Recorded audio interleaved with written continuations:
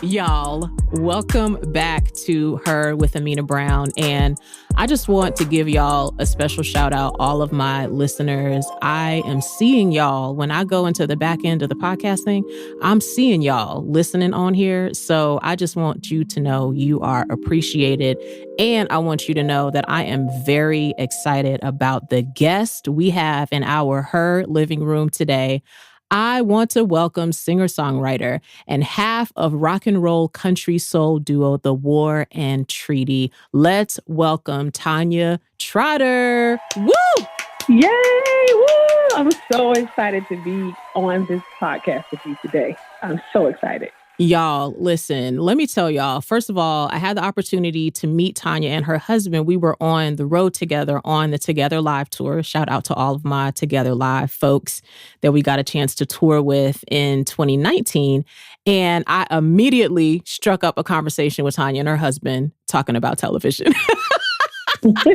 We just and who knew in. we'd be doing this for the next 9 months, just watching series, watching TV. Exactly. They were like giving me tips on like different shows they had watched. And then there was some shows we all watched and we talked about it. Like we spent all the time before that show just talking TV. And of course, getting a chance to, one of the things that's a big plus of being on a tour like Together Live is that you are on stage while everyone performs. And those of us that are touring artists, that's not always the case, you know? So getting a chance to be on stage together and experience each other's performances, which is how I got a chance to hear Michael and Tanya Trotter do the thing. And if y'all haven't heard this music, y'all need to go do that. Don't go do it yet because we about to talk. But after we talk, y'all need to go do that because it is just, I mean, I've been in that room. We also had a chance to perform at Makers Conference, sharing stage together there. And it's just beautiful. It's just beautiful. Oh, thank you. And we experienced you and you are incredible. I mean, there are, people use words like cliche words like incredible, phenomenal. She's so amazing. But you, I mean, just breathtaking. We talk about it all the time, just how you're able to capture the audience with your words. And they're like holding on to everything that comes out of your mouth. And, I'm just so happy that we had an opportunity to experience you. And we all made that human connection that we made during that tour time. Yes, y'all. I'm telling y'all, when the pandemic is over, I don't know where the War and Treaty gonna be on tour, but I'm just gonna go there. Just uninvited. I'm gonna go there and be like, I'm sorry, I thought we was doing this together. It's not. I thought we was doing this together. I'm just gonna show up there because that's how I feel about it. So first of all, Tanya, I want you to know that the War and Treaty, as a duo, you all have fans. And individually, you all have fans as well, because I was telling a couple of people that I was interviewing you today, and they were so excited. They were like, oh my gosh, yes, I want to hear everything. I want to know everything. So, Tanya, I want to talk about the duo of the War and Treaty, but can you tell us a little bit about your half of the duo? You have been singing, writing songs. You have also been involved in film. You just had a lot of different experiences in the entertainment industry. So this is what I want you to do. Start me out. And like, if you think of yourself when you were first entering the beginnings of the entertainment industry, did you expect entering it then what the music would become now? I had no clue. I started out in church, like most people, singing on the choir. And my mom was from Panama. So in my household, it was gospel music. It was calypso music. It was classical music. And then being from Washington, D.C., it was go-go music. It was all different kind of plethora of music just flowing through my household and flowing through my church and my community. And I just knew that I wanted to do music. I knew that once I heard my brother sing one Sunday morning, I think I was about 6 or 7 years old. I was like, I want to do this for the rest of my life. And I didn't know how I would do it or what avenues I would go about doing it. So I started doing talent shows and getting in pageants the Hal Jackson Talented Teen Pageant, which was really big, in the 90s. And I won that pageant. Then I went to, high school and studied music there and Duke Ellington School of the Arts. And from Duke Ellington School of the Arts, I went back to Potomac High School, where I ended up getting a scholarship to Morgan State University for vocal music. Wow. And in the process of doing that, I was at this time 17 years old, about to enter college. And I entered this talent contest. It was called Big Break. And the legendary, now late great Natalie Cole was the host. Wow. And I performed on that show, and a record company saw me performing on that show, and they reached out to my school at the time.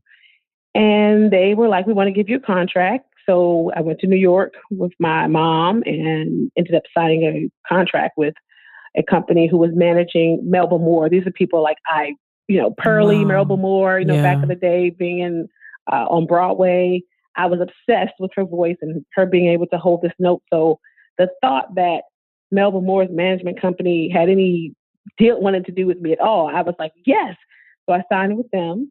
And then Sister Act 2 opportunity came up, and that was something that we all kind of just auditioned for, not knowing what would happen from that. And I did that and ended up in that movie, put out a record. And right when the record came out, I remember touring with all the big acts, Ashley Simpson, Freddie Jackson, who were also very kind to me. I remember one day, and I was just like, I don't want to do it this way. I want to do something different. I like Leontine Price and Kathleen Battle and Tina Turner and Dolly Parton, and I like all these different styles of music, but I was stuck in this box of just doing R&B, that at that time they had the Black music division and the A&R division, and you were a Black artist, and you only at your shows saw Black faces. But one of my best friends was white. And I'm like, well, why can't I just do music that is just good music, And so at that time, I told my manager that I didn't know what to do. So we went on and we kept touring and doing things like that. And we ended up leaving this particular label. And I signed briefly with Sean Combs at Bad Boy. And that experience was definitely not what I knew I wanted my career to be. Not that it was a bad experience. It's just I knew I wasn't a hip hop artist. I knew that this wasn't the path for me. But in that process, I learned a lot about the business. And so I left there. They recorded so much music for me. That's where I started writing for Shanice Wilson, and I wrote with Heavy D and a couple, a lot of big name artists at that time. So I left. And this is the funny part. And I decided in the middle of my career that I wanted to go to hair school. Wow. Yeah. So people are like, what happened to Tanya Blount? I was like, you know what? I don't want to do this. I don't want to do it this way. I'm going through some kind of spiritual awakening. I don't know what's happening with me. I'm trying to hear this voice that I'm hearing everybody talk about since I was 7 years old, sitting in the, Baptist pews. So I went to hair school.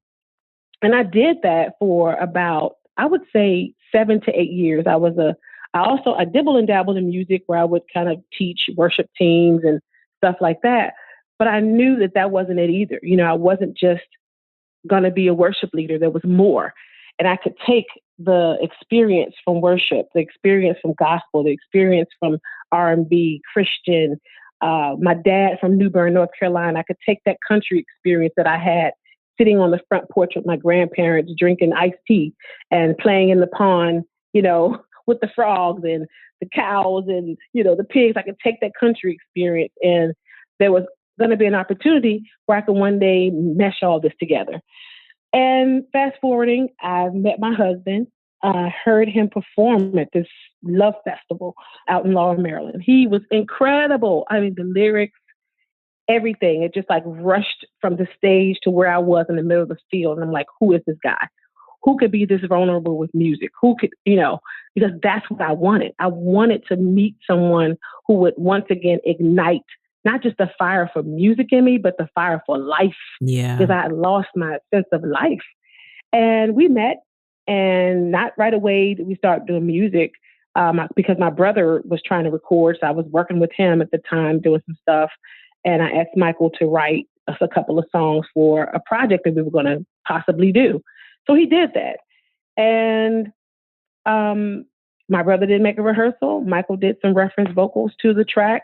One of my girlfriends heard the song and was like, do you guys hear this? Do you hear what you guys are doing? And we were like, yeah. And we kind of just brushed it off. 6 months later, we get married. We don't sing together for 3 years. Wow. So the War and Treaty didn't happen with music. We just fell in love. It was like every day we're together. We're like, I'm just wanting whatever this energy is that he has, this incredible human being. So we get married, and I find out that he's a wounded warrior, and he starts letting me in on why he writes the songs as fast as he does and as deep as he does. And it clicked. We started singing together. He started letting me into his world, and that was the birth of the War and Treaty. Wow. That was it. And I knew right away when he started writing these songs, I was like, I can do music again because it's honest. Yeah. And I'm not trying to be something that I'm not.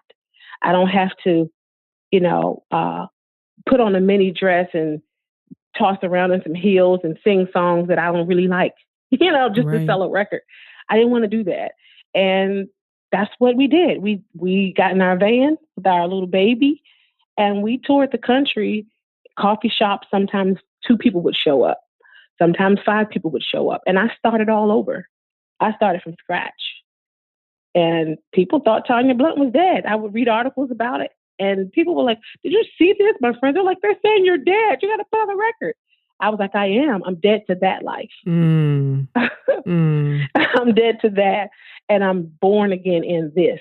So that's my quick spiel of how I got to the War and Treaty, Oof. And the spiritual experience that it was, because it was very spiritual getting to this place.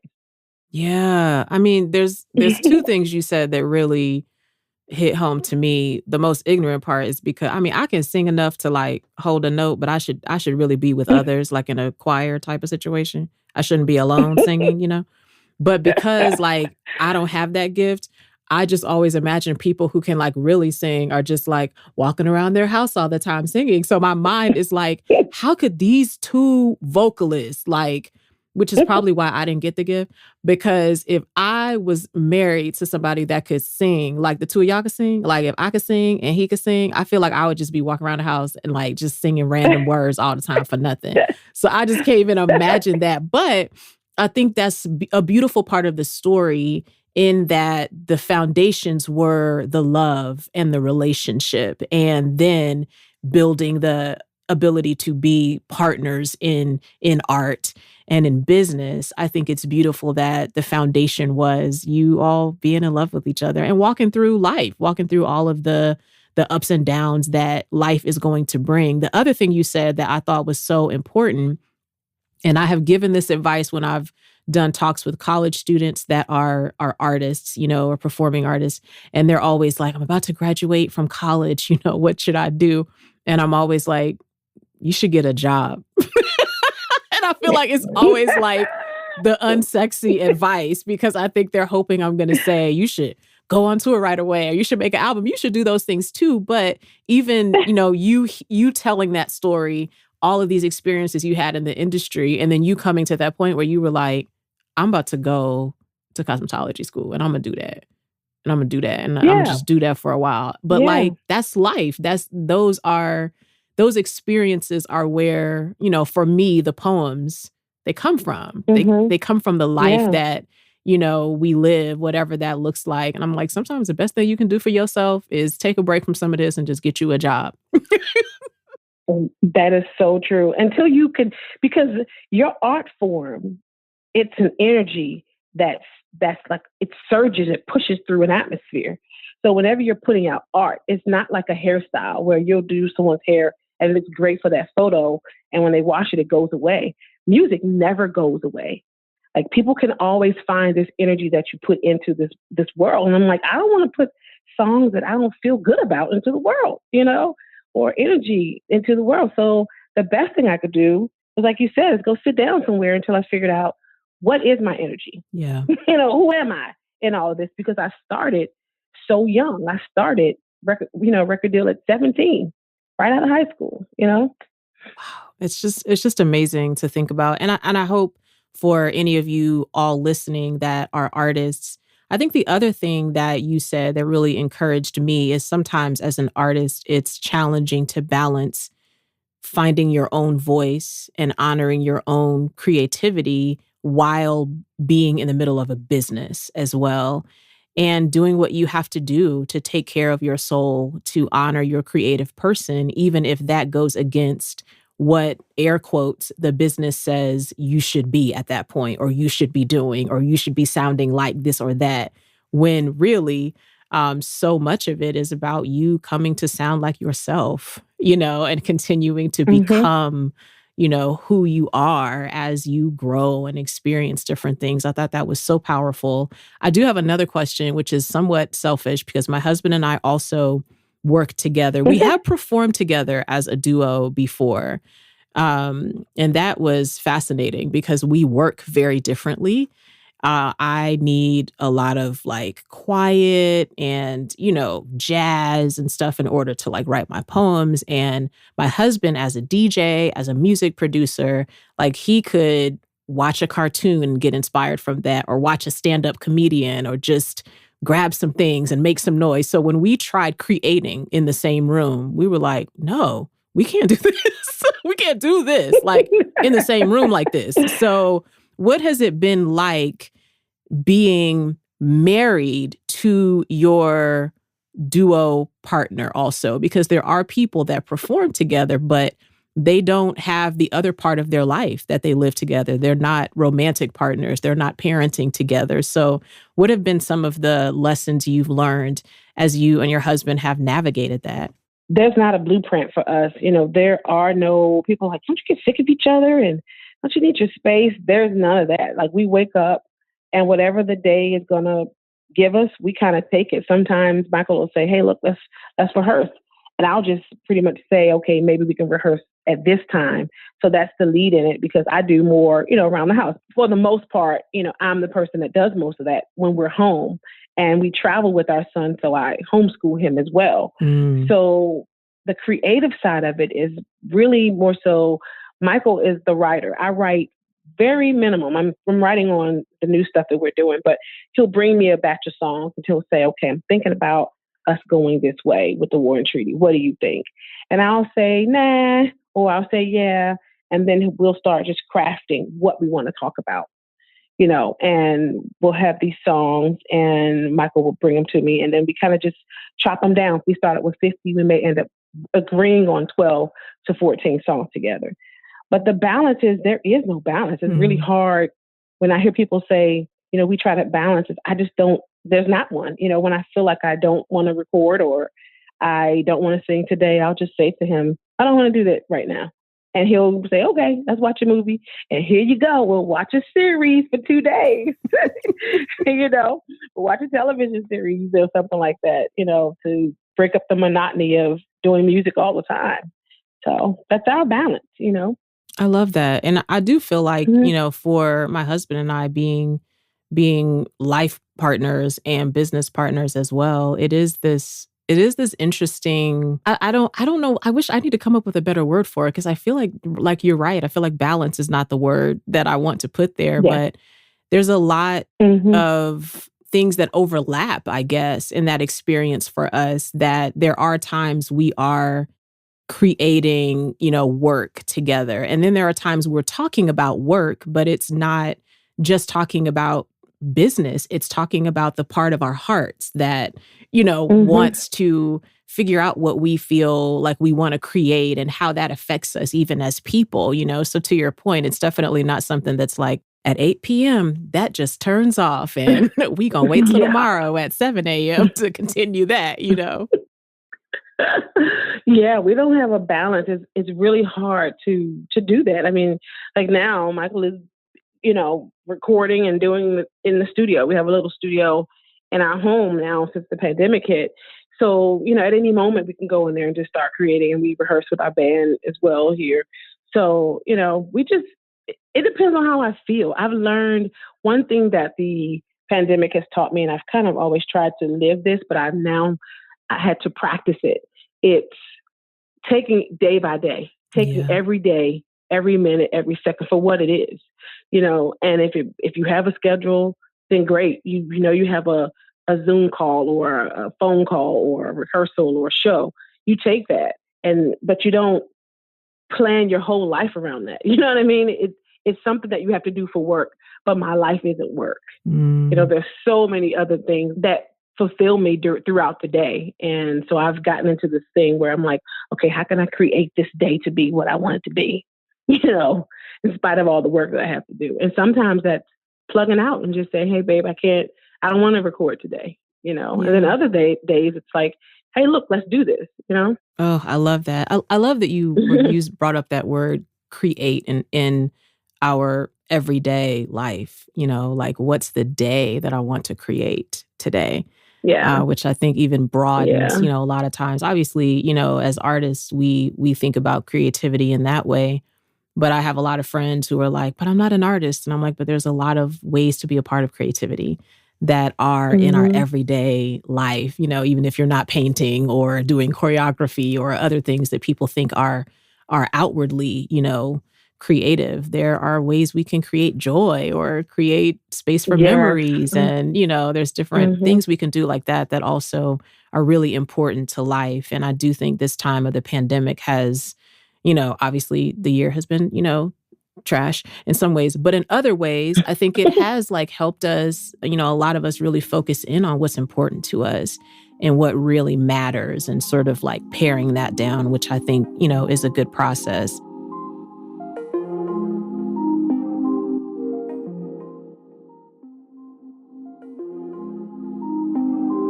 Okay, I want to talk about Heartstown. I'm always curious about how albums get made because I am not a musician myself, but I'm a big music fan, So whenever you listen to someone's whole album in particular, and especially when you're listening to that from singers who are also writing this music, I mean, there's something so rich about listening to that. But I'm always like, oh my gosh, how do you even go about making an album? I'm sure for singers, songwriters, musicians, I don't know if it's old hat, but for me, I'm like, as a fan, I'm like, how do you do this? So you talked about earlier that sometimes y'all will have bunches of songs. You might have 40 or 50 songs, and then you're sort of narrowing that down to the album. How does that list of songs become an album like Heartstown? Well, we have an interesting process. What we used to do before the pandemic hit again is we were touring. So we did, the year before last, or I guess it was 2018, all the songs you hear on Heartstown, we actually toured with those songs. So we would perform them and let our fans tell us which songs they loved. So a song like 5 More Minutes on Heartstown, we actually been doing that song for a year. And when the album came out, the fans were like, oh my God, we're so happy you released 5 More Minutes, as well as us performing Heartstown. So we tested them on our fans to see what they wanted to hear. And not that you make a record based off of what your fans want to hear, but they're the ones that have to buy it, Right. And then we started to notice on the road that people would send us a lot of messages, through Facebook and Instagram about their personal lives, because we're so open with, of course, Michael has PTSD and I've suffered from depression before. We both like to eat. So, we're not skinny people, we're weight people. So we talk about our struggles with, weight and PTSD, him being a combat veteran, and us touring with our 9-year-old now, homeschooling.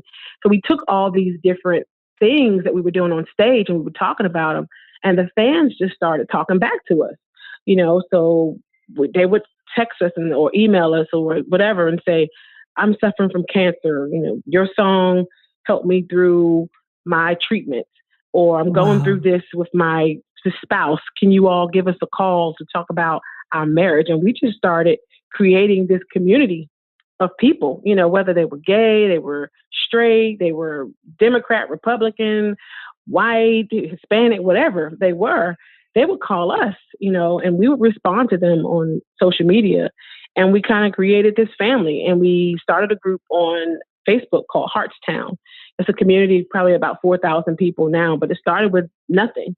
And they're on there encouraging each other now and accepting each other. And when, we talk about the moments with the song 5 More Minutes, where that was, Michael having a PTSD moment where he wanted to die by suicide. And we talk about that. So you have a community of people who now no longer are living in the stigma of having to hide because they are gay, or having to hide because they may have tried to commit suicide, 2 or 3 days ago. They put it up in Hartstown, and we wrapped these songs around them, and it became the album. So you have songs like 5 More Minutes. You have songs like Lonely in My Grief, which we were doing 2 years ago before even the social justice, Black Lives Matter, actually blew up the way it did. Wow. And we would talk about it because we are in, as African-American artists, it's probably a handful of us that are doing Americana style music. So we had our challenges as African-American artists on the road, going to some of these places where people treated us different, or it would just be one Black act on an entire festival of 100 people. Right. You know what I mean? 100 acts. So we talk about being lonely in our grief, lonely in the process of being Black people, and nobody standing up and saying, hey, why aren't there more Black people on festivals, or, in Americana, or whatever the case may be. And we did it in love. So we put that song on the record. Hey, Pretty Moon. We talk about that. We talk about Jealousy, a song, called Jealousy. And these songs kind of just came from an honest place of where we are and where we were over the last 24 months. And that's how the record came about. Oh, I love that. And just even having experienced some of the songs on Hartstown live, and just how I just, like, rich is the only word I can think of, Tanya, to describe that. But I think what's really beautiful and what's important about the music that the two of you are making is that it does make people feel heard and seen and known, even if they're in the audience and they never may get a chance to get their story to the two of you. But hearing the two of you share those stories and sing those songs, it's making people feel understood. And I think that is the power of music and of writing. It's our hope, those of us that are making art like this, it's our hope that as we're pouring our soul into what we're doing, that translates for somebody sitting there who may be going through PTSD, but they don't even have the words to describe how that experience is impacting them. And they hear this music and they're like, there's the language. There are the words that I couldn't say. And I also have experienced just a grief that's so heavy, it just takes my speech away almost. And when I hear it come back to me in a song, it's just such a beautiful experience for me to think I was so deep in sadness. I couldn't bring the words to that. But here comes a musician, here comes a singer and a songwriter that can give language to an experience that we know as human beings.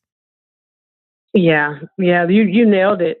And it's really, I really live on this principle that, you can't love a person if you're judging them. Yeah. You can't, if they don't feel accepted, if they don't feel like you hear them, you can never really sustain anything. Not a relationship, not a fan base.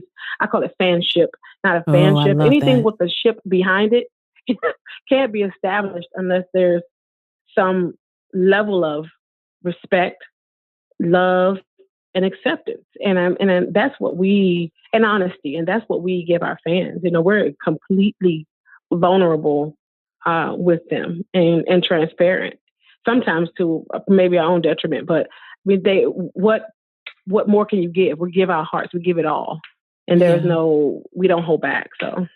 Oh, yes. Okay. I have some music questions that I want to ask you, Tanya. Maybe you will give the people some things they can add to their different playlists on all the places where you can make a playlist. My first question to you is, what is the first song, or even if it's a couple of songs, what's the first song that you remember learning to sing? First song I learned was a church song. It was called It's Gonna Rain. And I can't remember who the artist was, but I remember singing that song. The first song I sang, which was like an R&B song publicly, was Anita Baker's "No One in the World." Woo. It's a good choice. It's a good choice right there. Yes. Okay. Now this may be, it's not a hard question, but I feel like when you are an artist, it's like, how can I pick from all these things? But I know sometimes as a poet, it's not that I can say I love any of my poems more than the other, but I go through seasons of time where there might be one poem that in that time, that's my favorite one to do or to perform. Do you have a favorite The War and Treaty song right now that you're like, that's the one I love to sing? I'm going to say off of the Heartstown record, Hey Pretty Moon. It's a beautiful one. Oof, yes. I love that song. What is your favorite cover to sing? Well, not cover. I don't do well with covering songs, but I do. I love listening to anything Ella Fitzgerald, Sarah Vaughan, that kind of music. You know, I never, and I'm a vocalist, so I listen to a lot of singers and how they interpret songs. And I'm like, I can't ever even try to do it that way. But so I don't know. I can't really say that I have one. I can't really say. Oh my gosh. I'm like, for those of us who are listening that like can't sing, I'm like, what about this? What about this?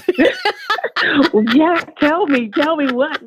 Give me like, okay, well, I'll tell you one of mine, which is not a cover because like I told you, I can't be seen really singing publicly by myself. But the person whose music I sing like it's my concert when I'm by myself is India Ari. She's like my person. Like I'm in the shower, I'm in the car. I'm like, in my mind, I'm hitting all the notes. I'm hitting all the same notes that she's hitting. If somebody else were in the car, they would be like, that's not it. That's not it. But in my mind, I'm like, me and India are in here doing an equal duet. I'm singing just as good as she is. Okay, so I'm going to say this. I would have to say Mahalia Jackson. Yeah. I'm going way back. Yeah. Just the way she just attacks a lyric is insane to me. You know, her interpretation. I would have to say her. Oh, I love it. Yeah, she gets it. And on the countryside, Patsy Cline, people like that. You know, their voices are just crazy. You know, Patsy Cline singing that song is insane. So, so good. Okay, this is a follow-up question to that. Do you have a favorite music diva? And I know that I'm leaving that definition to be relative because there's a lot of names that could go there. I mean, that could be Dolly Parton. That could be Shaka Khan. You know, it could be Reba McEntire. There's a lot of divas. Yeah. But do you have a favorite music diva or a couple of them? And if so, who would be some of your like favorite music divas? I'm going to have to say, of course, the queen herself, Aretha Franklin. Yes. The late, great Patti LaBelle. You know, of course, her voice is, and she's in her 70s and she's still slaying. Of Dolly Parton. Of course. I love Brandi Carlile. You know, she's incredible. Valerie June. These are all newer artists like Valerie June, Brandi Carlile, Cyndi Lauper. You know, my girl. Let me think. The list just goes, dead and alive. You know, the list goes on and on. Sarah Vaughan, Ella Fitzgerald. God, I can't even keep going. The list is extensive. You know, Emmylou Harris, the list is very long. So many divas. And it's been interesting to me to think too. I mean, of course, part of this is like, I'm getting older. But it's interesting to me to think like, you know, when I think about like my mom's generation's music and I'm like, okay, I can look at their generation and be like, okay, here were the divas of that era of music. And then I think about the music I loved when I was, you know, maybe that like high school into my like early to mid 20s. And now, you know, we sort of get to a point when we get in our 30s and 40s that we can then look at the music that we grew up with, the people that were our contemporaries that are going to make that diva canon, which has been like exciting to me to watch, you know, because when you're young and you're listening to Aretha, you're like, oh my gosh, here is this diva of that era, but I wasn't born to get to go to the, you know, show. And see her do that in person. Like, there's so many times I'm like, I just wish I could, like, if I could go back in time, I would want to see her live. I would want to see Marvin Gaye. That's like, I mean, do you have artists like that? Sam and Dave, Yeah. Sam and Dave, whew, all those cats, Otis Redding, just be able to experience them, in their prime is insane. I would have just lost all of my mind. Everything and the fashions. Okay. And I do have one more music question, but I do need to step in here and discuss the fashions, Tanya, because you are also about these vintage fashions. Can you discuss like how did you come to, you already described to us how you came to find your voice musically, and you also have come to find this fabulous and gorgeous look. Like when I look at the fashion of you. So talk about that. What was the process like of you finding sort of this is my style, or how my style is evolving? Yeah, it evolved from, of course, Anita Baker, Julie Andrews style, short, 1950s pixie cut. And my mother passed away 5 years ago. This will make 5 years this past Thanksgiving. And she was from Panama. My grandmother was a seamstress in Panama. And my mother's friends were seamstress. And they would get all these expensive clothes from the house that my grandmother and my mom and them, they lived in. They lived with a rich family in the basement. And my grandmother made clothes for this family in Panama. My grandmother was from Costa Rica. So she would have my mother would have this beautiful lace and beautiful fabric growing up. And I remember as a kid, I would always like certain things, and she would never just buy cheap fabric. And if I did come home with something that was cheap, she would say, you don't want to get that because you want to be able to have this in 10 years. And when she passed away, I got I was willed some of her things, like her sweaters and her purses and some of her jewelry. And I was living in a little town called Albion, Michigan. And this place just happened to be a historic area, and they had a ton of vintage stores. So the home we were living in was built in the 1900s. Actually, it was built in 1900. And so you had this beautiful wood and these beautiful big bay windows and the hardwood floors and a lot of the artifacts from that era. And it was like something inside of me just exploded when I was there. And I would start going to even the thrift stores had this fine fabric that my mother, introduced me to as a young child, and the detail of the clothes, the cape coats and the 1950 swing dresses or the 1970s dresses where the detail was just so incredible. And I fell in love with the detail.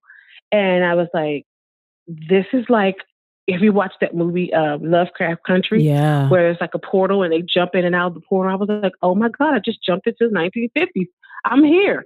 And something happened, and I just happened to start dressing like that, and then got involved in a pinup community where I could find these clothes overseas in like London and Amsterdam and New Zealand, and where it's very popular over there for a lot of the girls to still dress like this. And that was it for me. And I was stuck. I was like, this is it. I want nothing else with my life. I'm stuck. So the turbans and the cape coats and the long opera gloves, things that in that era, from the 40s to even the 60s, people just dressed like that every day. It wasn't like, I didn't see any pictures of my mother or in growing up where my mother wore tennis shoes. Maybe when we went to King's Dominion or an amusement park or somewhere, or she went walking with me, but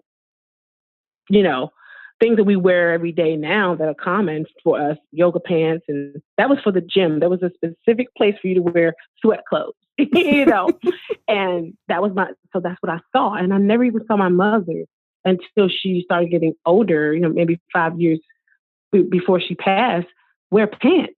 So I went through my whole life seeing this woman wear dresses that just touched below the knee, Wow. But they were fitted dresses. They weren't like, they were the wiggle dresses. They were still sexy dresses, and I fell in love with it. And it's been what I am just attracted to. My soul is just attracted to that energy. And when I see it, I'm like, I got to wear this. I have to put this on, even if I'm the only one walking around looking like I'm in costume. But I mean, it's great. It's gorgeous. Like, just having seen your style and, of course, following you on Instagram and like seeing all of these amazing styles and all this fashion. I mean, it's gorgeous, Tanya. And I think that's really, important to, and not all of my listeners are women, but I know for a lot of us who are women, it's, finding fashion can be this other place where you get to find your voice and find, who you are and how you want to express that, through your clothing. And yes, girl, you did that. Mm-hmm. Okay. Thank you. Last question I want to ask you is, when you need some joy, what are your favorite songs to listen to right now? Oh, Michael wrote this song called Joy, Don't You Go. Mm. And it's like a John Lennon style song. And he's actually, not even because he's my husband. I'll tell you a story. When I first met him, he had this CD called Shift. And I bought 6 CDs. It was like a Christian rock kind of thing. And I bought 6 CDs. And I played that record to death. People were stealing it from me. I bought so many. They were like, we're taking it because we're sick of hearing it. But he's my favorite songwriter, and I think it's because of how far in he'll allow himself to write. So this is that song, Joy, Don't You Go. Anything by Mahalia Jackson when I want to feel closer to the universe, when I want to feel, get my soul into that place. There's a song called Oceans. I can't remember. I think it's a Hillsong song. And it's one of my favorites when I want to feel close to who I am and what my purpose is. I listen to that song as well. Yeah. Oh, I love it. Y'all, thank you to Tanya Trotter for coming on here, inspiring us, telling us your story, Tanya, getting to hear some of the music that you love, getting to hear how you make the music that we love as well. Tanya, thank you so much for joining me. I will definitely be letting everyone know how they can follow, but you can listen to Heartstown. I'm going to tell y'all that right now. You can listen to Heartstown wherever you listen to music. Go to there and listen to it. And I heard a rumor, Heartstown be on vinyl too for the people that, want to be involved in that. It's a lot of things you could be doing, but just go to there and listen to Heartstown. Tanya, thank you so much. Thank you so much for having me and just being the beautiful light that you are. Love you to death and life. Thanks again to Tanya Trotter from The War and Treaty. And I'm not playing. Y'all need to go and listen to that music. You can check out their website, thewarandtreaty.com. You can listen to their newest album, Heartstown, wherever you like to stream your music. You can follow them at The War and Treaty on Instagram. And you can follow Tanya at @she_loves vintage on Instagram. And of course, don't forget, you don't have to remember all this in case you're driving or otherwise indisposed. All of this information will be on the show notes at amenabrown.com/herwithamena. You can find notes, links to the different things that I talk to guests about. So make sure you check that out. And I hope you're following me already. But if you're not, follow me at Amena, B-E-E, at Amena B on Instagram. I would love to connect with you. I would love to engage with you, hear your thoughts about these episodes. You can also find on my Instagram, there are some different clips and questions there following up on some of the content we're talking about on the podcast. So I'd love to engage with you there. This week's Give Her a Crown is a shout out to Mara Leidy and Naomi Hirabayashi, co-founders and co-CEOs of Shine, an award-winning self-care app and community for people with anxiety and depression. I use Shine myself, and let me tell you, to know that there is an app like this with meditation and sleep stories and so much more, founded by 2 women of color, and hearing the voices of women of color as I meditate or take some time to calm my mind while using the app means the world. If you are looking for an app that centers women of color and encourages self-care, I highly recommend the Shine app.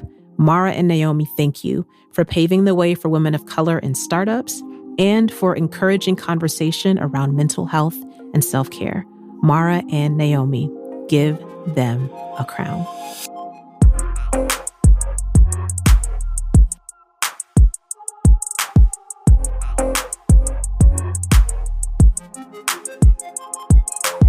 Her with Amena Brown is produced by Matt Owen for Soul Graffiti Productions as a part of the Seneca Women Podcast Network in partnership with iHeartRadio. Thanks for listening, and don't forget to subscribe, rate, and review the podcast.